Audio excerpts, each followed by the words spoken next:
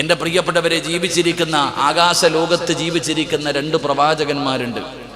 ആകാശ ലോകത്ത് ജീവിച്ചിരിക്കുന്ന 2 പ്രവാചകന്മാർ, ഇസ്ഹാഖ് നബി അലൈഹിസ്സലാം, 2 പ്രവാചകന്മാരുടെ ചരിത്രം പറയുന്നുണ്ട്. എൻ്റെ പ്രിയപ്പെട്ട സഹോദരങ്ങളെ, സഹോദരിമാരെ, എങ്ങനെയാണ് ഈ പ്രവാചകൻ സ്വർഗത്തിൽ പോയെന്നറിയോ? ഇദ്രീസ് നബി അലൈഹിസ്സലാം, എൻ്റെ പ്രിയപ്പെട്ടവരെ, സ്വർഗത്തിൽ താമസിക്കുന്ന നബിയാണ്. എങ്ങനെ സ്വർഗത്തിൽ പോയെന്നറിയോ? ഭയങ്കര ഒരു കഥയാണ്, രസകരമായിട്ടുള്ളൊരു കഥയാണ്. ഇദ്രീസ് നബി സ്വർഗത്തിൽ പോയത് മനോഹരമായൊരു, കേൾക്കുമ്പോൾ നമുക്ക് തന്നെ ചിരി തോന്നും. അത്രയും തന്ത്രമായിട്ടാണ് സ്വർഗത്തിൽ കടന്നുപോയത്.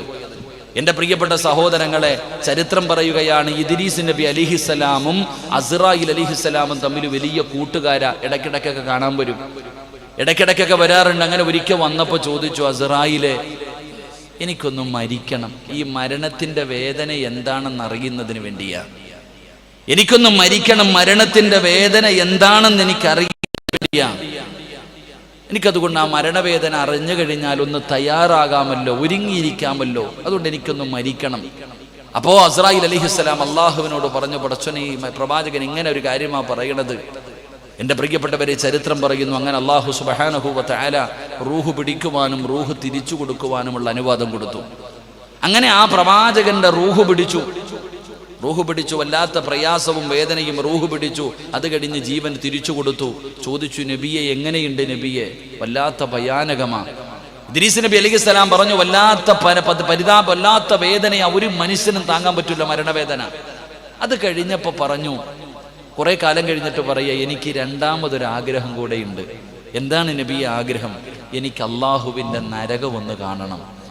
പടച്ച റബ്ബിന്റെ അദാബുകൾ കൊണ്ട് നിറച്ച നരകം എനിക്കൊന്ന് കാണണം. ഇത് ഖുർആൻ പറഞ്ഞ, ഞാൻ വെറുതെ പറയണില്ല. ഈ പ്രവാചകൻ പറഞ്ഞു, എനിക്ക് നരകം ഒന്ന് കാണണം. അപ്പോഴും അസ്റായിൽ അലൈഹിസ്സലാം പറഞ്ഞു, ഇത് എൻ്റെ കയ്യിലല്ല, അള്ളാഹുവോട് തന്നെ ചോദിക്കണം. അതും അള്ളാഹുവിനോട് ചോദിച്ചു. അള്ളാഹു സുബ്ഹാനഹു വ തആല പറഞ്ഞു കൊടുത്തു, നരകം ഒന്ന് കാണിച്ചു കൊടുക്കാൻ. കൊണ്ടുപോയിട്ട് നരകം ഒന്ന് കാണിച്ചു കൊടുത്തു. എങ്ങനെയുണ്ട് നബിയെ? സുബ്ഹാനല്ലാഹ്, വല്ലാത്ത അത്ഭുതം. എന്ത് അദാബുകൾ കൊണ്ട് നിറച്ചതാണ് നരകം. ഒരു മനുഷ്യനും ഇത് താങ്ങാൻ കഴിയില്ല. 2 സഹായങ്ങൾ ചെയ്തു കൊടുത്തു. ഇദ്രീസ് നബി അവിടെ നിന്ന് മൂന്നാമതായിട്ട് പറഞ്ഞു, ഇനി ഒരാഗ്രഹം കൂടെയുള്ളൂ, ഇനി ഒരൊറ്റ ആഗ്രഹം കൂടെയുള്ളൂ. പറ്റില്ല എന്ന് പറയരുത്, ഇതുകൂടെ സാധിച്ചു തരണം. എന്താ? എനിക്ക് അള്ളാഹുവിൻ്റെ അനുഗ്രഹങ്ങൾ കൊണ്ട് നിറച്ച സ്വർഗമൊന്ന് കാണണം. എനിക്ക് അള്ളാഹുവിൻ്റെ അനുഗ്രഹങ്ങൾ കൊണ്ട് നിറച്ച സ്വർഗമൊന്ന് കാണണം. അതൊരു സാധാരണമായിട്ട് പറയേണ്ട കാര്യമല്ലല്ലോ, വല്ലാത്ത സ്വർഗമല്ലേ. അങ്ങനെ വല്ലാത്തൊരാഗ്രഹം പറഞ്ഞപ്പോൾ, എന്നെ ഒഴിവാക്കരുത്, ഇതെൻ്റെ ആഗ്രഹമാണ്. അങ്ങനെ അള്ളാഹുവിനോട് ചോദിച്ചപ്പോൾ അള്ളാഹു സുബ്ഹാനഹു വ തആല പറഞ്ഞു, അത്രേ, ഒന്ന് കാണിച്ചു കൊടുക്കാൻ പറഞ്ഞു. അങ്ങനെ എൻ്റെ പ്രിയപ്പെട്ട സഹോദരങ്ങളെ, ചരിത്രം പറയുന്നു, ഇദ്രീസ് നബി അലൈഹിസ്സലാമും അസ്റായിൽ അലൈഹിസ്സലാമും കൂടെ സ്വർഗത്തിൻ്റെ മുന്നിലെത്തിയപ്പോൾ അവിടെ നിന്ന് പറഞ്ഞു, നബിയെ, എനിക്കകത്തോട്ട് കയറാൻ പ്രവേശനമില്ല, നിങ്ങൾ ധൈര്യമായിട്ട് കയറിപ്പോയി കണ്ടിട്ട് പെട്ടെന്ന് ഇറങ്ങി വരണം. നിങ്ങൾ സ്വർഗത്തിലേക്ക് കടന്നുപോയി കാണേണ്ടതൊക്കെ കണ്ടു പെട്ടെന്ന് ഇറങ്ങി വരണം. അങ്ങനെ അവിടെ നിന്ന് സ്വർഗത്തിലേക്ക് കടത്തിവിട്ടു. അങ്ങനെ ഇദ്രീസ് നബി അലൈഹിസ്സലാം അള്ളാഹുവിൻ്റെ സ്വർഗത്തിലെ കൊട്ടാരങ്ങളും സ്വർഗത്തിലെ അരുവികളും സ്വർഗത്തിലെ പഴങ്ങളും സ്വർഗത്തിലെ പദവികളും എല്ലാം ഇങ്ങനെ കണ്ടു നടക്കാം. അസ്റായിൽ അലൈഹിസ്സലാം പുറത്തിങ്ങനെ കാത്തു നിൽക്കുക. ഈ സ്വർഗത്തിൽ കയറിയ നബി ഇറങ്ങി വരണില്ല, കാണുന്നില്ല. ഒരുപാട് സമയം ഇങ്ങനെ കാത്തു നിന്ന് അവസാനം ഇറങ്ങി വരുന്നില്ല. ചരിത്രം പറയുന്നു, അവിടെ നിന്ന് വിളിച്ചു, നബിയെ, ഇറങ്ങി വാ നബിയെ. അപ്പൊ ഇദ്രീസ് നബി അലൈഹിസ്സലാം പറഞ്ഞു, ഞാൻ ഇറങ്ങി വരൂല. എത്ര വിളിച്ചിട്ട് ഇറങ്ങി വരണില്ല. അതാണല്ലോ ചില സ്ഥലത്ത് പോയി കഴിഞ്ഞാൽ അങ്ങനെ. സ്വർഗത്തിൽ കയറിയ പ്രവാചകൻ അവിടെ നിന്ന് ഇറങ്ങി വരുന്നില്ല. അവസാനം അങ്ങോട്ടും ഇങ്ങോട്ടും സംസാരമായി ഇത്രേ. ആ സമയത്ത് അല്ലാഹു സുബ്ഹാനഹു വ തആല ഒരു മലക്കിനെ പറഞ്ഞു വിട്ടു. എന്താ വിഷയം? മസ്ലഹത്തിന് പറഞ്ഞു വിട്ടു. അങ്ങനെ ഒരു മലക്ക് ഇറങ്ങി വന്നിട്ട് ചോദിച്ചു അസ്റായിലിനോട്, എന്തേപ്പാ ചങ്ങാതി, കാര്യങ്ങളൊക്കെ എന്താ? ഇതപ്പ ഇങ്ങനെയൊക്കെ പറഞ്ഞിട്ട് അകത്ത് കയറി പോയിട്ട് ഇറങ്ങി വരണ്ടേ? ഇത്ര നേരമായി. ഇങ്ങനെയൊക്കെ ആഗ്രഹങ്ങളൊക്കെ പറഞ്ഞു അകത്തുപോയി, ഇന്നതാണ് പ്രശ്നങ്ങളൊക്കെ പറഞ്ഞു കൊടുത്തു. അങ്ങനെ ഇദ്രീസ് നബി അലൈഹിസ്സലാമിൻ്റെ മുന്നിൽ ഈ മലക്ക് കടന്നു എന്നിട്ട് ചോദിച്ചു, എന്തേ ഇറങ്ങിപ്പോകാത്തേന്ന്? ഇതിപ്പോൾ ഒരു നായി ഓടിച്ചു വിടറോ? ചങ്ങാതി പേടിക്കണ്ട, ഒന്ന് ഓടിച്ചേരെ. അസ്ഹാബുൽ കഹഫിന് കാവലിരുന്ന നായിയും സ്വർഗത്തിലല്ലേ, വാതിലേക്കാൻ വന്നേയിരിക്കും. അങ്ങോട്ട് പോ. അപ്പൊ ഇദ്രീസ് നബി അലൈഹിസ്സലാം അവിടെ നിന്ന് പറഞ്ഞു, എന്തേ ഇറങ്ങിപ്പോകാത്തത്? 3 മറുപടിയാ പറഞ്ഞത്. ഖുർആൻ പറയുന്നുണ്ട് ഈ 3 കാര്യങ്ങൾ. ആ രംഗം പറയുന്ന സമയത്ത് എന്നിട്ട് 3 കാര്യങ്ങൾ അവിടെ നിന്ന് ഹദീസ് ഖുർആനിൽ നമുക്ക് കാണാം.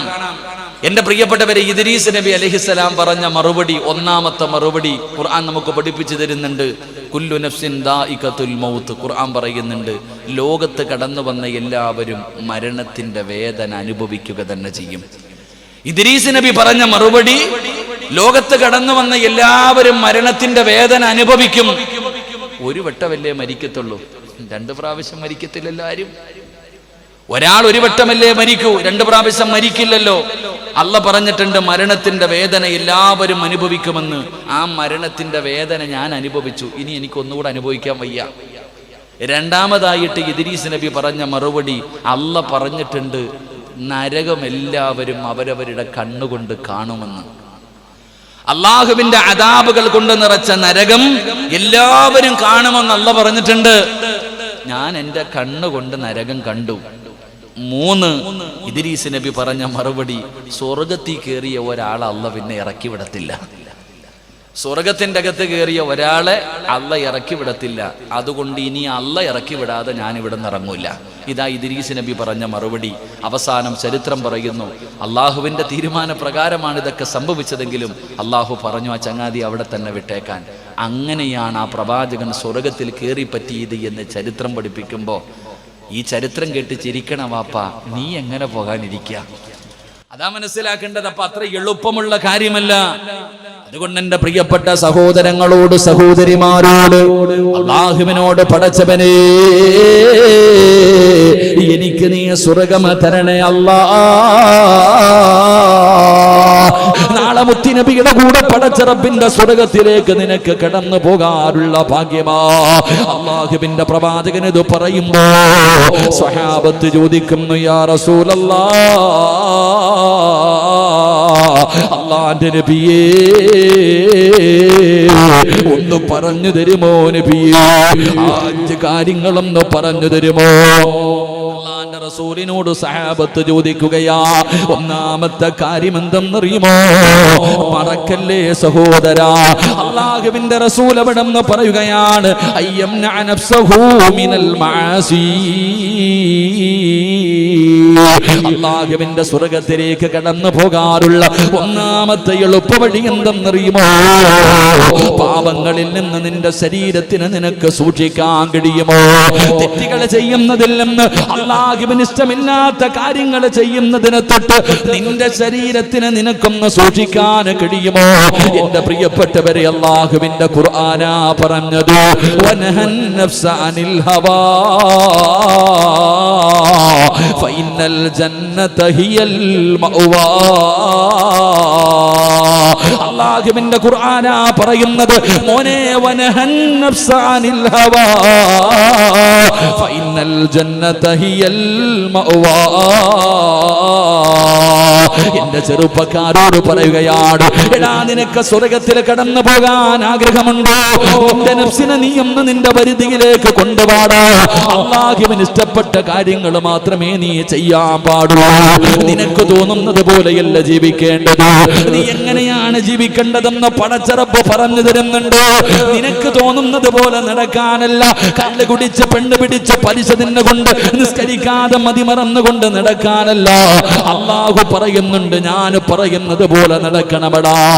ഞാൻ പറയുന്നത് പോലെ നിന്നെ ഞാൻ സൃഷ്ടിച്ചിരിക്കുന്നത് തന്നെ എന്നെ വഴിപ്പെട്ട് ജീവിക്കുന്നതിന് വേണ്ടിയാണ്. ഞാൻ പറയുന്നത് അനുസരിക്കുന്നതിന് വേണ്ടിയാണ്. എനിക്ക് ഇബാദത്ത് ചെയ്യുന്നതിന് വേണ്ടിയാണ് നിന്നെ ഞാൻ സൃഷ്ടിച്ചിരിക്കുന്നത് എന്ന് പരിശുദ്ധമായ ഖുർആൻ വിടന്ന് പറഞ്ഞു തരുമ്പോ, എന്റെ പ്രിയമുള്ള ചെറുപ്പക്കാരാ, എന്റെ പ്രിയപ്പെട്ട പെങ്ങള്, നിന്റെ മോഹങ്ങളും നിന്റെ സ്വപ്നങ്ങളും നിന്റെ ആഗ്രഹങ്ങളും നിന്റെ വികാരങ്ങളും നിന്റെ വിചാരങ്ങളും സർവ്വതും അല്ലാഹുവിന് ഇഷ്ടപ്പെട്ട വഴിയിലേക്ക് മാറ്റിവെക്കാൻ കഴിഞ്ഞാൽ, അല്ലാഹുവിനെ ഭയന്നുകൊണ്ട് ഈ ദുനിയാവിന്റെ തൊലിക്ക് മുകളിലൂടെ നിനക്ക് നടക്കാൻ കഴിഞ്ഞാൽ, പടച്ച റബ്ബിന്റെ സ്വർഗ്ഗം നിനക്ക് അല്ലാഹു തരുമടാ ചെറുപ്പക്കാരാ. എന്റെ പ്രിയപ്പെട്ട പെങ്ങള്, ഇന്നാർക്കാ അല്ലാഹുവിനെ പേടിയുള്ളത്? കൊറോണ എന്ന് പറയുന്ന ഒരു വൈറസായ രോഗം കടന്നു വന്ന എല്ലാവർക്കും അതിനെ പേടിയാണ്. ഒരു വൈറസ് രോഗം കടന്നു വന്നപ്പോ എല്ലാവർക്കും രോഗത്തിനെ പേടിയാ. അള്ളാഹിനെ ആർക്കും അത്രയും പേടിയില്ല. അള്ളാഹു നമുക്ക് ഈമാൻ നൽകുമാറാകട്ടെ. അള്ളാഹു നമുക്ക് ഈമാൻ നൽകുമാറാകട്ടെ. മഹാനായ പ്രവാചകൻ നബി മുഹമ്മദ് മുസ്തഫ സല്ലല്ലാഹു അലൈഹി വസല്ലമ തങ്ങൾ പറഞ്ഞു, സ്വർഗം വേണോ? ഒന്നാമത്തെ കണ്ടീഷൻ, നിനക്ക് തോന്നുന്നത് പോലെ ജീവിച്ചാ പോരാ, നിനക്കിഷ്ടപ്പെടുന്ന രീതിയിൽ ജീവിച്ചാ പോരാ. എങ്ങനെ ജീവിക്കണമെന്ന് അള്ളാഹ് പറയുന്നുണ്ട്. നിന്റെ മോഹങ്ങളും നിന്റെ സ്വപ്നങ്ങളും നിന്റെ ആഗ്രഹങ്ങളും പലതും ശരീരം നിന്നോട് പറയും, ഒന്നും നീ അനുസരിക്കാൻ പാടില്ല. നിന്റെ ശരീരം നിന്നോട് പലതും പറയും, പല ആഗ്രഹങ്ങളെ കുറിച്ചും പല കാര്യങ്ങളെ കുറിച്ചും നിന്നോട് പറയും. അതെല്ലാം നമുക്കനുസരിക്കാനുള്ള അവകാശമില്ല. ഒരു നിയമമുണ്ട്. ഒരു അള്ളാഹുവിന്റെ പരിശുദ്ധമായ ഖുർആൻ ഒരു നിയമം വെച്ച് തന്നിട്ടുണ്ട്.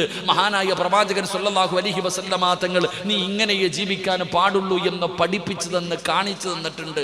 അതുപോലെ ജീവിക്കണം. എന്റെ പ്രിയപ്പെട്ടവരെ, അള്ളാഹുവിന്റെ പരിശുദ്ധമായ ഖുർആൻ നോക്ക്. ഇന്നാ ഹദൈനാഹു സബീല ഇമ്മാ ശാകിറൻ വ ഇമ്മാ കഫൂറ. പരിശുദ്ധമായ ഖുർആൻ പറയുന്നുണ്ട്, ഒരു മനുഷ്യന് പ്രായപൂർത്തിയായി കഴിഞ്ഞാൽ, ഒരാൾ പ്രായപൂർത്തിയായി കഴിഞ്ഞാൽ ആ പ്രായപൂർത്തിയായവനോട് അള്ളാഹു പറയുന്നുണ്ട്, ഇത് സ്വർഗത്തിലേക്കുള്ള വഴി, ഇത് നരകത്തിലേക്കുള്ള വഴി, ഏത് വേണമെങ്കിലും തിരഞ്ഞെടുക്കാം. ഇത് സ്വർഗത്തിലേക്കുള്ള വഴിയാണ്. ഇതിലേ പോകുവാണെങ്കിൽ ഇത്തിരി ബുദ്ധിമുട്ടാ. കള്ളുകുടിക്കാൻ പറ്റൂല, വ്യഭിചരിക്കാൻ പറ്റൂല, നിസ്കരിക്കണം, നോമ്പ് പിടിക്കണം, ഖുർആൻ ഓതണം, ഒരുപാട് സൽക്കർമ്മങ്ങൾ ചെയ്യണം, അള്ളാഹ് പറയുന്നത് പോലെ അനുസരിക്കണം. കഷ്ടപ്പെട്ട് നടന്നു പോയാൽ അവസാനം സ്വർഗത്തിലെത്താം. പക്ഷെ ഈ കാണുന്ന വഴി ആരും ഒന്നും പറയൂല. നിനക്ക് തോന്നുന്നത് പോലെ നടക്കാം, തോന്നുന്നത് പോലെ ജീവിക്കാം. അവസാനം എൻ്റെ പ്രിയപ്പെട്ടവരെ നരകത്തിലാ പോയി വീഴുന്നത്. അതുകൊണ്ട് നിനക്കിഷ്ടമുള്ളത് തിരഞ്ഞെടുത്തുകൊള്ളാൻ അള്ളാഹുവിൻ്റെ വിശുദ്ധ ഖുർആൻ അള്ളാഹു നമുക്ക് ഈമാൻ നൽകി അനുഗ്രഹിക്കുമാറാകട്ടെ. അതുകൊണ്ട് എൻ്റെ പ്രിയമുള്ള സഹോദരങ്ങളെ, അള്ളാഹുവിൻ്റെ സ്വർഗത്തിലേക്ക് കടന്നു പോകണമെങ്കിൽ ഇത്തിരി ബുദ്ധിമുട്ടും പ്രയാസങ്ങളൊക്കെ ഉണ്ട്. ജീവിതത്തിൽ എങ്ങനെ ജീവിക്കണം, എന്തൊക്കെ ചെയ്യണമെന്ന് പരിശുദ്ധമായ ഖുർആൻ 5 നേരം നിസ്കരിക്കണം, 5 നേരം നിസ്കരിക്കണം. എൻ്റെ പ്രിയപ്പെട്ടവരെ, ശരീരം മറക്കണം. ഇസ്ലാം പറയുന്നുണ്ട് എങ്ങനെ ജീവിക്കണമെന്ന്. എൻ്റെ പ്രിയപ്പെട്ടവരെ, തെറ്റുകൾ ചെയ്യാനുള്ള അവസരങ്ങൾ ഒന്നിന് പുറകെ ഒന്നൊന്നായി ജീവിതത്തിലേക്ക് ഇങ്ങനെ കടന്നു വരും. പാപങ്ങൾ ഇന്ന് ചിന്തിച്ചു നോക്ക്. നമ്മൾ ജീവിക്കുന്ന ഇന്ന് പ്രവാചകന്മാർക്കോ ഉസ്താദന്മാർക്കോ ഇന്നൊന്നും പറയാൻ പറ്റാത്ത ഒരു കാലഘട്ടത്തിലാണ് നമ്മളുള്ളത്. പെണ്ണുങ്ങൾ എന്ത് തോന്നിമാസം കാണിച്ചാലും തലമറയ്ക്കാതെ നടന്നാലും അവർക്ക് എന്ത് കാണിച്ചാലും പറയരുത്. പറഞ്ഞു കഴിഞ്ഞാൽ എന്തിന്? നമ്മൾ ജീവിക്കുന്ന ഇന്ത്യ മഹാരാജ്യത്ത് പ്രായപൂർത്തിയായ ഒരു പെണ്ണ് അല്ലെങ്കിൽ വിവാഹം കഴിച്ചു കഴിഞ്ഞ ഒരു പെണ്ണ് അറിഞ്ഞുകൊണ്ട് സ്വമേധയാ നല്ല മനസ്സോടുകൂടി ഒരുത്തനുമായിട്ട് കിടപ്പറ പങ്കിട്ടാലും കേസില്ലാത്ത കാലത്താണ് നമ്മൾ ജീവിക്കുന്നത്. അള്ളാഹു കാത്തിരക്ഷിക്കുമാറാകട്ടെ. എൻ്റെ പ്രിയമുള്ളവരെ, അള്ളാഹുവിനെ ഭയന്നുകൊണ്ട് ജീവിക്ക്, അള്ളാഹുവിനെ ഭയന്നുകൊണ്ട് ജീവിക്ക്. പരിശുദ്ധമായ ഖുർആൻ പറയുകയാ, എൻ്റെ പ്രിയപ്പെട്ട ചെറുപ്പക്കാരാ, അള്ളാഹുവിനെന്നുള്ള ഓർമ്മയോടുകൂടി ജീവിക്കണം. അള്ളാഹുവിനെ മറന്നുകൊണ്ട് നടക്കരുത്, വികാരങ്ങളെ കാണിച്ചുകൊണ്ട് നടക്കരുത്. എൻ്റെ പ്രിയപ്പെട്ട ചെറുപ്പക്കാരാ, നമ്മൾ വികാരമുള്ളവരാണ്, മോഹങ്ങളുള്ളവരാണ്, ആഗ്രഹങ്ങളുള്ളവരാണ്. പക്ഷേ ഇതെല്ലാം പടച്ചവന് വേണ്ടി മാറ്റിവെക്കാൻ കഴിയണം ചെറുപ്പക്കാരാ. അള്ളാഹുവിന്റെ പരിശുദ്ധമായ ഖുർആനുണ്ടല്ലോ, മഹാനായ സയ്യിദുനാ ഉമർ ഇബ്നുൽ ഖത്താബ് റളിയല്ലാഹു തആല അൻഹു, നിന്നെ പോലെ നടന്നിരുന്ന യുവത്വത്തിന്റെ നടുവിലൂടെ നടന്നു പോയിരുന്ന ഒരു ചെറുപ്പക്കാരനുണ്ടല്ലോ. ആ ചെറുപ്പക്കാരന്റെ ഖബറിന്റെ ചാരത്തിരുന്നിട്ടാണ് ഉമർ ഇബ്നുൽ ഖത്താബ് റളിയല്ലാഹു തആല അൻഹു പറയുന്നത്. ഒരു ചെറുപ്പക്കാരന്റെ ഖബറിന്റെ ചാരത്തിരുന്നിട്ട് ഉമർ ഇബ്നുൽ ഖത്താബ് റളിയല്ലാഹു തആല അൻഹു പറയുകയാ, പൊന്നുമോനെ, വലിമൻ ഖാഫ മഖാമ റബ്ബിഹി ജന്നതാൻ. ഒരു ചെറുപ്പക്കാരന്റെ ഖബറിന്റെ ചാരത്തിരുന്നിട്ട് ഉമർ തങ്ങൾക്ക് ആ ചെറുപ്പക്കാരനെ വല്ലാത്ത ഇഷ്ടമായിരുന്നു. ഉമർ തങ്ങൾ ഒരു ചെറുപ്പക്കാരനെ ഇഷ്ടപ്പെടണമെങ്കിൽ അവൻ ആരായിരിക്കണമെടാ പൊന്നുമോനെ? ഉമർ തങ്ങൾ ഇഷ്ടപ്പെട്ട ചെറുപ്പക്കാരൻ ആരെന്നറിയുമോ? എന്തുകൊണ്ടാണ് അവന്റെ ഖബറിന്റെ ചാരത്ത് പോയിരുന്നിട്ട്, എടാ നിനക്ക് 2 സ്വർഗമുണ്ടടാ, അല്ലാഹു നിനക്ക് 2 സ്വർഗമാണ് ഓഫർ ചെയ്തിരിക്കുന്നത് എന്ന് അതാ മയ്യത്ത് പള്ളിപ്പറമ്പിലെ ഖബറിന്റെ അകത്ത് ഇറക്കി വെച്ചിട്ട് അവന്റെ ഖബറിന്റെ ചാരത്തിരുന്ന് ഉമർ തങ്ങൾ പറയാറുള്ള കാരണം എന്തെന്നറിയുമോ? എന്റെ പ്രിയപ്പെട്ട യുവത്വമേ, ഉമർ ഇബ്നുൽ ഖത്താബ് റളിയല്ലാഹു തആല അൻഹു ആ ചെറുപ്പക്കാരനോട് വല്ലാത്ത സ്നേഹമായിരുന്നു. അതിന്റെ കാരണം എന്തെന്നറിയുമോ? 5 വഖത്ത് പള്ളിയുടെ മിനാരത്തിൽ നിന്ന് ബാങ്ക് വിളിക്കുമ്പോ ഒന്നാമത്തെ സഫിൽ കാണുമായിരുന്നു. ഒരു നേരമല്ല, ഒരു ദിവസമല്ല, എല്ലാ ദിവസവും 5 നേരം ബാങ്ക് വിളിക്കുമ്പോ പള്ളിയുടെ ഒന്നാമത്തെ സഫിൽ ഇരിക്കുന്ന ചെറുപ്പക്കാരരാ. അതുകൊണ്ട് ഉമർ നിങ്ങൾക്ക് വല്ലാത്ത ഇഷ്ടമായിരുന്നു. പടച്ചവരെ, ഒരു ദിവസം ഈ ചെറുപ്പക്കാരൻ ഇശാ നമസ്കാരം കഴിഞ്ഞിട്ട് തന്റെ വീട്ടിലേക്ക് നടന്നു പോവുകയാണ്. പടച്ചവനെ, പള്ളിയിൽ നിന്ന് തനിച്ചിങ്ങനെ രാത്രിയുണ്ടല്ലോ, തന്റെ വീട്ടിലേക്ക് ഇങ്ങനെ നടന്നു പോകുമ്പോ ആ നാട്ടിലെ ഒരു സുന്ദരിയായ പെണ്ണുണ്ടല്ലോ, ഈ ചെറുപ്പക്കാരനെ വല്ലാതെ പ്രണയിക്കുന്ന, മനസ്സിന്റെ ഉള്ളിൽ കൊണ്ടു നടക്കുന്ന ഒരു ചെറുപ്പക്കാരിയായ പെണ്ണുണ്ടല്ലോ. അതാ പള്ളിയിൽ നിന്ന് ഇശാ നമസ്കാരം കഴിഞ്ഞ് ഒറ്റയ്ക്ക് വീട്ടിലേക്ക് അതാ ഇടവഴികളിലൂടെ നടന്നു പോകുന്ന ചെറുപ്പക്കാരന്റെ ചാരത്തേക്ക് അതാ രാത്രിയിൽ ഓടി വരികയാണ്. ഓടി വന്നിട്ട് ആ ചെറുപ്പക്കാരൻ തന്റെ മാറിടത്തിലേക്ക് ചേർത്ത് പിടിച്ചിട്ട് ആ പെണ്ണ് പറയുന്നു, എടാ പൊന്നുമോനെ, എനിക്ക് നിന്നെ വല്ലാത്ത ഇഷ്ടമാ, എനിക്ക് നിന്നോട് വല്ലാത്ത മോഹമാ. തന്റെ മാറിടത്തിലേക്ക് ചേർത്ത് പിടിച്ചിട്ട് ആ സുന്ദരിയായ പെണ്ണ് യാചിക്കുകയാണ്, എന്റെ മോഹമൊന്ന് സാധിച്ചു തരുമോ, എന്റെ ആഗ്രഹമൊന്ന് സാധിച്ചു തരുമോ? ആരും കാണില്ലടാ. പടച്ചവനെ, നടന്നു പോകുന്ന വഴിയിൽ പാതിരാത്രി പിടിച്ചു നിർത്തിയിട്ട് ഒരു സുന്ദരിയായ പെണ്ണൊരു ചുംബനത്തിന് വേണ്ടി, ഒരു സുഖത്തിന് വേണ്ടി യാചിക്കുമ്പോ ആ ചെറുപ്പക്കാരന്റെ കൈകാലുകൾ വിറയ്ക്കുകയാണ്, കണ്ടടങ്ങൾ നിറഞ്ഞു ഒഴുകുകയാണ്. എന്തിനാ കരയുന്നതെന്നറിയുമോ?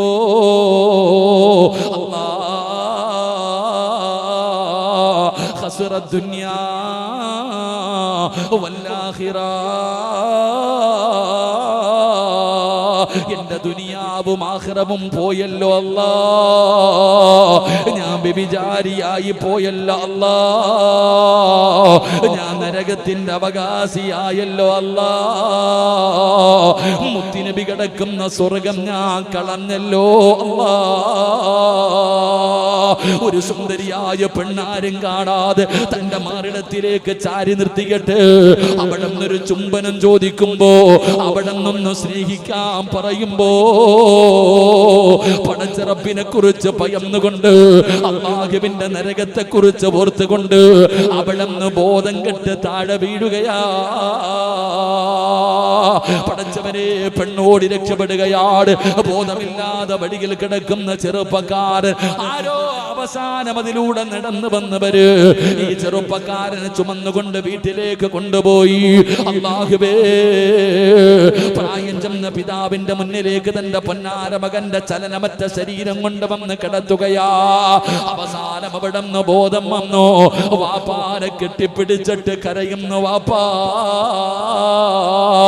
ഞാൻ നരകത്തിന്റെ അവകാശിയാ, സ്വർഗം നഷ്ടപ്പെട്ടു പോയി, ഞാൻ വ്യഭിചരിച്ചു വാപ്പാ, ഞാൻ വ്യഭിചരിച്ചു വാപ്പാ. പടച്ചവനെ അവിടെ നിന്ന് ചോദിക്കുന്നു, എന്തേ പൊന്നുമോനെ സംഭവിച്ചത്? വാപ്പാ, നമസ്കാരം കഴിഞ്ഞ് വീട്ടിലേക്ക് വരുന്ന വഴിയിൽ ഒരു പെണ്ണെന്നെ കേറി പിടിച്ചു വാപ്പാ. നടന്നത് മുഴുവനും പൊട്ടിക്കരന്നുകൊണ്ട് പറഞ്ഞു കൊടുക്കുമ്പോ പിതാവ് പറഞ്ഞു, നീ കരയല്ലേ, എന്തിനാ മോനെ നീ കരയുന്നത്? നീ പാപം ചെയ്തില്ലല്ലോ, ആ പെണ്ണ് നിന്നെ ഇങ്ങോട്ട് കയറി പിടിച്ചതല്ലേ, നീ അങ്ങോട്ട് കയറി പിടിച്ചതല്ലല്ലോ. എന്റെ മോൻ അല്ലാഹുവിനെ പേടിയുള്ളവനല്ലേ, അതുകൊണ്ടല്ലേ നിലവിളിച്ചുകൊണ്ട് താഴേക്ക് പിടഞ്ഞു വീണത്. അതുകൊണ്ട് എന്റെ മകന്റെ ഭാഗത്ത് തെറ്റില്ല, എന്റെ പൊന്നുമോന്റെ ഭാഗത്ത് തെറ്റില്ല. വാപ്പ സമാധാനിപ്പിക്കുകയാ. പക്ഷേ നിലവിളിയാണ്, വീടിന്റെ അകത്ത് കിടന്ന് നിലവിളിയാണ്. പടച്ചവനെ, ഞാൻ പാപം ചെയ്തു പോയെന്ന് പറഞ്ഞുകൊണ്ട് തന്റെ വീടിന്റെ അകത്ത് കിടന്ന് കരയുമ്പോ വാപ്പ ഒരുപാട് സമാധാനിപ്പിച്ചു. പക്ഷേ അംഗീകരിക്കുന്നില്ല. അവസാനം പറഞ്ഞു, വാപ്പാ, സയ്യിദുനാ ഉമർ ഇബ്നുൽ ഖത്താബ്, ഉമർ തങ്ങളോട് പോയി മസല ചോദിക്ക്, ഉമർ തങ്ങളോട് പോയി മസല ചോദിക്ക്. എന്റെ പ്രിയപ്പെട്ട ചെറുപ്പക്കാരാ, അവസാനം തന്റെ പൊന്നുമകന് മരിച്ചു പോകുമെന്ന് ഭയപ്പെട്ടപ്പോ അതുപോലെ കിടന്ന് നിലവിളിക്കുകയാണ്. തന്റെ പൊന്നാര മകൻ നെഞ്ചുപൊട്ടിയിട്ട് മരിച്ചു പോകുമെന്ന് ഭയന്നുകൊണ്ട് ആ പിതാവ് മഹാനായ ഉമർ ഇബ്നുൽ ഖത്താബ് റളിയല്ലാഹു തആല അൻഹുവിന്റെ ചാരത്തേക്ക് കടന്നു ചെന്നിട്ട് നടന്ന സംഭവങ്ങൾ മുഴുവനും പറഞ്ഞു കൊടുക്കുമ്പോ ഉമർ തങ്ങൾ പറഞ്ഞു, അല്ലാഹു അവന് പുറത്തു കൊടുക്കട്ടെ, അവന്റെ കയ്യിലെ തെറ്റില്ലല്ലോ. അല്ലാഹുവേ, പിതാവിന് വല്ലാത്ത സന്തോഷമായി. പടച്ചവരെ, വീട്ടിലേക്ക് മടങ്ങി വരുമ്പോ കണ്ടവരുടെ കൂടെ കിടന്ന് വ്യഭിചരിച്ചിട്ട് ഒരു നാണമില്ലാതെ, മനസ്സിന്റെ ഉള്ളിൽ ഒരു ഭയമില്ലാതെ എടാ വീട്ടിലേക്ക് കടന്നു വരുന്ന ചെറുപ്പക്കാരാ, ഭർത്താവിനെ വഞ്ചിക്കുന്ന പെങ്ങള്, ഒരല്പ സുഖത്തിന് വേണ്ടി സർവ്വതും മറക്കുന്ന പെങ്ങള്, ആ ചെറുപ്പക്കാരന്റെ വീട്ടിലേക്ക് ആ പിതാവ് നടന്നു വരുമ്പോ കാണുന്ന കാഴ്ച എന്തെന്നറിയോ? തന്റെ പൊന്നാര മകൻ നെഞ്ചുപൊട്ടിയിട്ട് മരിച്ചു കിടക്കുകയാ. എന്തിനാടാ മരിച്ചത്? പള്ളിയിൽ നിന്ന് വീട്ടിലേക്ക് മടങ്ങി പോകുന്ന വഴിയില് ഒരു പെണ്ണിങ്ങോട്ട് കയറി വന്ന് ശരീരത്തിൽ പിടിച്ചു പോയതിന്റെ പേരില് അല്ലാഹ് എന്നെ നരകത്തിലിടുമോ? ഞാൻ നരകത്തിന്റെ അവകാശിയാണോ? ഞാൻ എങ്ങനെ വ്യഭിചാരിയെ പോലെ റബ്ബിന്റെ മുന്നിൽ പോയി നിൽക്കും? അല്ലാഹുവിന്റെ സ്വർഗ്ഗം എനിക്ക് നഷ്ടപ്പെട്ടു പോയല്ലോ എന്ന് ഓർത്തിട്ട് കരഞ്ഞ് കരഞ്ഞ് കരഞ്ഞ് മരിച്ചു കിടക്കുകയാ. ഈ ചെറുപ്പക്കാരന്റെ ജനാസയാണ് പള്ളിയിൽ കൊണ്ടുപോയി നമസ്കാരം കഴിഞ്ഞിട്ട് പള്ളിപ്പറമ്പിലെ കബറിന്റെ അകത്ത് ഇറക്കി വെക്കുമ്പോ ഉമർ തങ്ങൾ പറയുകയാ, പൊന്നുമോനെ, വലിമൻ ഖാഫ മഖാമ റബ്ബിഹി ജന്നതാൻ. നിനക്ക് രണ്ട് സ്വർഗമുണ്ടടാ, നിനക്ക് രണ്ട് സ്വർഗമുണ്ടടാ. എന്തിന്റെ പേരിലെന്നറിയുമോ? പാപം ചെയ്യാൻ അവസരം കിട്ടിയപ്പോ, അവസരം കിട്ടിയപ്പോ, അതിൽ നിന്ന് പിന്തിരിഞ്ഞപ്പോ അല്ലാഹു പറയുകയാ, തെറ്റ് ചെയ്യാൻ അവസരം കിട്ടുന്ന സമയത്ത് എന്നെ പേടിച്ചുകൊണ്ട് ആ തെറ്റിൽ നിന്ന് പിന്തിരിഞ്ഞാൽ മഖാമ റബ്ബിഹി ജന്നതാൻ. നിസ്കരിച്ചവനൊരു സ്വർഗമേ ഉള്ളൂ, ഖുർആൻ പഠിച്ചവനൊരു സ്വർഗമേ ഉള്ളൂ, സദഖ കൊടുത്തവനൊരു സ്വർഗമേ ഉള്ളൂ, ഹജ്ജ് ചെയ്തവനൊരു സ്വർഗമേ ഉള്ളൂ. പക്ഷെ അല്ലാഹ് പറഞ്ഞത് എന്തെന്നറിയോ? എന്നെ ഭയന്നുകൊണ്ട് പാപങ്ങളിൽ നിന്ന് പിന്തിരിഞ്ഞാ അവന് ഞാൻ രണ്ട് സ്വർഗം തരാ. രണ്ട് സ്വർഗമാ അല്ലാഹ് ഓഫർ ചെയ്യുന്നത്. അതുകൊണ്ട് ചെറുപ്പക്കാരാ, അല്ലാഹുവിനെ ഭയക്കമടാ, അല്ലാഹനെ ഭയന്ന് ജീവിക്ക്. നീ നിന്റെ ശരീരത്തെ സൂക്ഷിക്ക്, നീ നിന്റെ ഗുഹ്യഭാഗത്തെ സൂക്ഷിക്ക്, നീ നിന്റെ കണ്ണുകളെ സൂക്ഷിക്ക്. കണ്ണുകളെ സൂക്ഷിക്കാത്ത കാലവാ. സ്വർഗം വേണോ? സ്വർഗം വേണോ? അല്ലാഹുവിന്റെ പ്രവാചകൻ പറയുകയാണ്, നിന്റെ കണ്ണുണ്ടല്ലോ. പരിശുദ്ധമായ ഖുർആൻ മഹാനായ നബി മുഹമ്മദ് മുസ്തഫ സല്ലല്ലാഹു അലൈഹി വസല്ലമ തങ്ങൾ പറയുന്നു, അല്ലാഹുവിനെ ഭയന്ന് ജീവിക്ക്. ഇന്നത്തെ കാലഘട്ടത്തിൽ തെറ്റ് ചെയ്യാം, ഒരു കുഴപ്പമില്ല. തെറ്റ് ചെയ്യാൻ ഒരു കുഴപ്പവുമില്ല, തെറ്റ് ചെയ്യാൻ ആർക്കും ഒരു മടിയുമില്ല. ഇന്ന് തെറ്റാണെന്ന് പോലും നമ്മളിൽ പലരും പല കാര്യങ്ങൾ സമ്മതിക്കുന്നില്ല. അല്ലാഹു നമുക്ക് ഈ തരുമാറാകട്ടെ. ഇന്ന് ഇതൊക്കെ പാപമാ, ഇതൊക്കെ തെറ്റാണെന്ന് പറഞ്ഞാൽ ആ പറയുന്നവനെ നാണം കെടുത്തുന്ന കാലം. ഇത് ഏതെങ്കിലും ഉസ്താദന്മാര് പള്ളിയിൽ കയറി നിന്നിട്ട് പറയും, നീ അങ്ങനെ ചെയ്യരുത്, അങ്ങനെ കാണരുത്, അന്യ കാണുന്നത് ഹറാമ, അന്യ പെണ്ണിനെ കാണുന്നത്, അന്യ പെണ്ണിന്റെ ശരീരം കാണുന്നത്, അന്യ പുരുഷന്റെ ശരീരം കാണുന്നത് പാപമാ, ഇതിലൂടെ നീ നരകത്തിൽ പോകും. ആരെങ്കിലും പാപമാണെന്ന് അംഗീകരിക്കുന്നുണ്ടോ? എന്റെ പ്രിയപ്പെട്ട സഹോദരങ്ങളെ, ഈ സദസ്സിലിരിക്കുന്നത് പരിശുദ്ധമായ ദീൻ പറയുന്നു, എടാ, ഒരു അന്യ പെണ്ണും മരിച്ചു പോയാൽ അവളുടെ മയ്യത്ത് കാണാൻ പാടില്ല. അള്ളാഹുവിന്റെ ദീൻ പഠിപ്പിച്ച നിയമമാ. ഒരു പെണ്ണും മരിച്ചാൽ ഒരു അന്യ പുരുഷൻ ആ പെണ്ണിന്റെ മയ്യത്ത് കാണരുത്. ഒരു അന്യ പുരുഷൻ മരിച്ചാൽ ആ പുരുഷന്റെ മയ്യത്ത് അന്യ പെണ്ണ് കാണാൻ പാടില്ല. ഇതാ ദീൻ. സലാം പറയാൻ പാടുണ്ടോ? ഇസ്ലാമിന്റെ നിയമം നിങ്ങൾ നോക്ക്. ഒരു പെണ്ണ് ഒരു അന്യ പുരുഷനോട് സലാം പറയാൻ പാടുണ്ടോ? ഒരു അന്യ പുരുഷൻ ഒരു പെണ്ണിനോട് സലാം പറയാൻ പാടുണ്ടോ? ഇസ്ലാമിന്റെ നിയമം എടുത്തു നോക്ക്. വ്യഭിചരിക്കുന്നതും ബാക്കിയൊക്കെ പോകട്ടെ, ഒരു സലാം എന്ന് പറഞ്ഞാൽ തന്നെ ദുആയ. നബി മുഹമ്മദ് മുസ്തഫ, ഉറക്കെ നബി മുഹമ്മദ് മുസ്തഫ ഒരു സലാം പറയാൻ പാടില്ലല്ലോ. ഒരു പെണ്ണ് ഈ നാട്ടിലെ ഏതെങ്കിലും ഒരു പെണ്ണിന് ഈ ഇരിക്കുന്ന ഏതെങ്കിലും ഒരു ചെറുപ്പക്കാരനെ കാണുമ്പോൾ അസ്സലാമു അലൈക്കും വറഹ്മത്തുള്ളാഹി തആല വബറകാതുഹു എന്ന് സലാം പറയാൻ പാടില്ലല്ലോ. മരിച്ച മയ്യത്ത് കാണാൻ പാടില്ലല്ലോ. ഇതൊക്കെ പറയുമ്പോ നമ്മൾ ഇന്നത്തെ കാലഘട്ടങ്ങളിൽ പടച്ചവനെ എന്താപ്പാ TV കാണാൻ പാടില്ല എന്ന് എല്ലാരും പറയുന്നു. എന്നാൽ ആരുടെയെങ്കിലും ഈ സദസ്സിൽ വീട്ടിൽ TV ഇല്ലാത്തവരൊന്ന് കൈപൊക്കിക്കേ. ബാക്കിയുള്ളവരുടെ വീട്ടിൽ ബറക്കത്തിന് വെച്ചിട്ടുണ്ട് 2 എണ്ണം, തലകണ എത്ര ബെഡിന്റെ എത്രയുള്ള TV. എന്തേപ്പ അതിനകത്ത് കാണുന്നത്? ഇതൊക്കെ പറയുമ്പോ ചോദിക്കും, ഇതൊക്കെ പാവാ? ഇയാളെ ഏതറാ പഴഞ്ചൻ കൊണ്ട് കുഴിച്ചിടറ എവിടെങ്കിലും കൊണ്ടുപോയിട്ട് ഉസ്താദിനെ അല്ലേ? TV കാണാൻ പാടില്ലേ? ഇതിപ്പോ പെണ്ണുങ്ങളുടെ ശരീരം കണ്ടാ എന്താ കുഴപ്പം? ഒരു കുഴപ്പമില്ല, നീ കണ്ടോ. ഇതൊക്കെ ഒരു പാപമായിട്ട് നമ്മൾ അംഗീകരിക്കണില്ല. ഇത് പാവമല്ലല്ലോ. അതുകൊണ്ടല്ലേ നീ വീട്ടിൽ പഠിച്ചു വെച്ചിരിക്കുന്ന ഹാജിയാരുടെ വീട്ടിലുണ്ട്, ഹജ്ജ് ചെയ്തവന്റെ വീട്ടിലുണ്ട്, നിസ്കരിക്കുന്നവന്റെ വീട്ടിലുണ്ട്. അല്ലാഹുവേ 24 മണിക്കൂർ ലാ ഇലാഹ ഇല്ലല്ലാഹ് ഇങ്ങനെ അടിച്ചോണ്ട് നടക്ക ഉമ്മ. വീട്ടിൽ മഗ്‌രിബ് കഴിഞ്ഞാൽ എന്റെ മുന്നിൽ ഇരുന്ന് അടിക്കണം. TV വെച്ചിട്ട് അല്ലാഹ് അരനിക്കറിട്ടുണ്ട് ആടുക, കണ്ടോണ്ടിരിക്കുക. ഇന്നത്തെ ചെറുപ്പക്കാരൊക്കെ ഉണ്ടല്ലോ, കാണണം. ഇവിടെ നിങ്ങളുടെ പ്രത്യേകിച്ച് ഈ മലപ്പുറം ജില്ലയിലെ ഇപ്പൊ ഇത് കാണുന്നെന്തെന്നറിയോ?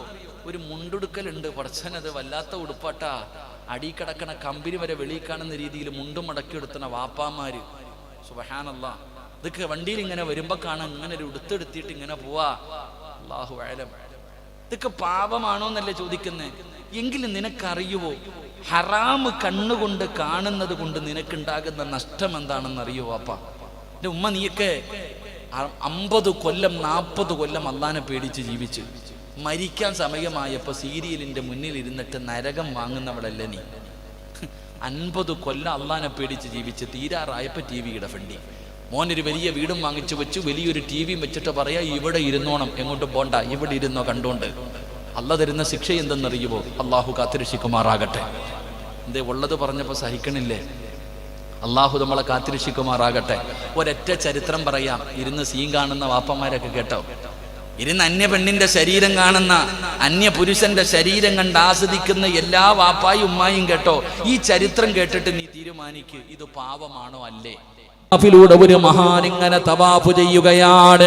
പരിശുദ്ധമായ കഅബാലയത്തിന്റെ മത്താഫിലൂടെ ഒരു മഹാനിങ്ങനെ തവാഫ് ചെയ്യുകയാ.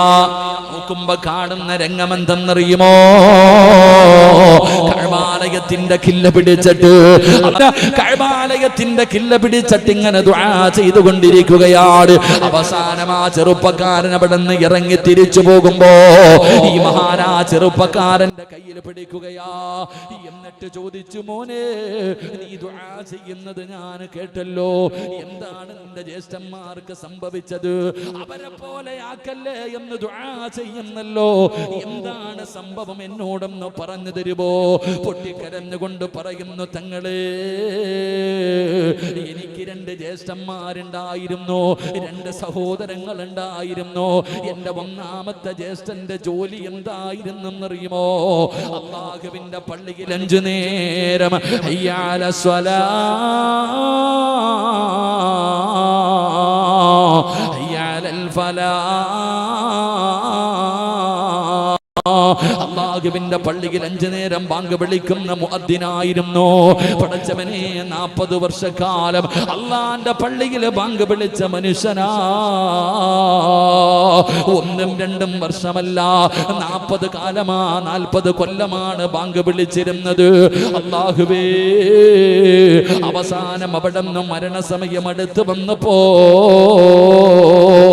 എന്നോട് പറഞ്ഞു ഖുർആൻ എടുത്തുകൊണ്ടുവരാൻ. അല്ലാഹുവിന്റെ പരിശുദ്ധമായ ഖുർആൻ എടുത്തു കൊണ്ടുവരുന്നതിന് വേണ്ടി എന്നോട് പറയുകയാണ്. ഞാൻ കരുതി ഖുർആൻ ഓതി മരിക്കാനായിരിക്കും തമ്പുരാനേ. ഞാനതാ ഖുർആൻ എടുത്ത് കയ്യിലേക്ക് കൊണ്ടുകൊടുക്കുമ്പോ എനിക്കതിൽ വിശ്വാസമില്ലെന്ന് പറഞ്ഞ് കീറിക്കളയുകയാണ്. അല്ലാഹുവിന്റെ ഖുർആൻ അവിടെ നിന്ന് വലിച്ചു കീറുകയാണ്. എന്നിട്ട് റബ്ബേ, ഈമാനില്ലാതെ മരിച്ചുപോയി. എന്റെ സഹോദരന്റെ അവസാനം മോശമായിരുന്നു, ഈമാനില്ലാത്ത മരണമായിരുന്നു. എന്റെ രണ്ടാമത്തെ ജ്യേഷ്ഠനുണ്ടല്ലോ, അതേ പള്ളിയിൽ തന്നെയാണ് ബാങ്ക് വിളിച്ചത്. എന്റെ രണ്ടാമത്തെ സഹോദരന്റെയും അവസാനം മോശമായിരുന്നു തങ്ങളെ. ഇപ്പോ അതേ പള്ളിയിലാ ഞാനും ബാങ്ക് വിളിക്കുന്നത്. അല്ലാഹുവേ, എനിക്കും പേടിയാ, എനിക്കും പേടിയാ. അതുകൊണ്ടാണ് കഅബാലയത്തിന്റെ കില്ല പിടിച്ചിട്ട് ഞാൻ അല്ലാഹുവിനോട് ദുആ ചെയ്യുന്നതല്ലാ, ഈമാനുള്ള മരണം തരണേ അല്ലാ.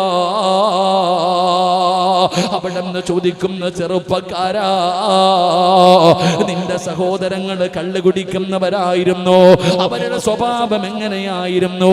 അവര് നിസ്കരിക്കുന്നവരായിരുന്നു, അവര് ഖുർആൻ ഓതുന്നവരായിരുന്നു, അവര് ദിക്റുകൾ പറയുന്നവരായിരുന്നു, അവര് സദഖകൾ കൊടുക്കുന്നവരായിരുന്നു, അവർ അല്ലാഹുവിനെ ഭയന്ന് നടന്നവരായിരുന്നു, അവര് ജീവിതത്തിൽ ഒരുപാട് സൽപ്രവർത്തനങ്ങൾ ചെയ്യുന്നവരാ. പക്ഷേ എന്റെ രണ്ട് സഹോദരങ്ങൾക്ക് ഒരേ ഒരു ദുസ്വഭാവമുണ്ടായിരുന്നു. ഒരു ദുസ്വഭാവം, ഒരു മോശമായ സ്വഭാവം എന്റെ സഹോദരങ്ങൾക്ക് ഉണ്ടായിരുന്നു. വാപ്പാ, നിനക്കുള്ള സ്വഭാവമാ. പെങ്ങളെ, ആ പറയുന്ന ഒരു ദുസ്വഭാവം നിനക്കുമുണ്ടല്ലോ. ആ ചെറുപ്പക്കാരൻ പറയുകയാണ്, എന്റെ സഹോദരങ്ങൾക്ക് ഉണ്ടായിരുന്ന ദുസ്വഭാവം എന്തെന്നറിയുമോ? വഹുമാ യൻദുറാനി ഔറാദുൻ നിസാ. അതാ പെണ്ണുങ്ങളുടെ ഔറത്ത് കാണുന്ന ഒരു സ്വഭാവമുണ്ടായിരുന്നു. പെണ്ണുങ്ങളുടെ ഔറത്ത് കാണുന്ന ഒരു സ്വഭാവമുണ്ടായിരുന്നു. അതുകൊണ്ടായിരിക്കാം എന്റെ സഹോദരങ്ങളുടെ അവസാനം മോശമായി പോയത് എന്ന് പൊട്ടിക്കരഞ്ഞുകൊണ്ട് കഅബാലയത്തിന്റെ മതാഫിന്റെ സൈഡിൽ വെച്ച് ആ ചെറുപ്പക്കാരൻ അവിടെ നിന്ന് പറഞ്ഞു കൊടുക്കുമ്പോ, നിസ്കാരത്തടമ്പുള്ള വാപ്പാ, അതാ താടിയുള്ള ഉപ്പാ, കയ്യിലെ തസ്ബീഹും പിടിച്ച് നടക്കുന്ന പെങ്ങള്, ആഗ്രഹമില്ലേ പൊന്നുമോള് ഈ ഹറാമുകൾ ഇങ്ങനെ കാണുമ്പോ അന്യപുരുഷന്മാരുടെ ഔറത്ത് കണ്ട് ആസ്വദിക്കുന്ന ഉമ്മ, അന്യ പെണ്ണിന്റെ ശരീരം കണ്ടുകൊണ്ട് സുഖിക്കുന്ന ചെറുപ്പക്കാരാ, ആഗ്രഹമില്ലേടാ, മോഹമില്ലേടാ? അതാ മലക്കുൽ മൗത്ത് അസുറായിൽ എന്ന് പറയുന്ന മലക്ക് നിന്റെ ചാരത്ത് കിടന്നു വന്ന് അവസാനം നിന്റെ തൊണ്ടക്കുടിയിൽ നിന്ന് റൂഹ് വലിച്ചെടുക്കുന്ന സമയത്ത് അല്ലാഹു തന്നെ നാവ് കൊണ്ട് നിനക്ക് പറയണ്ടേ, ലാ ഇലാഹ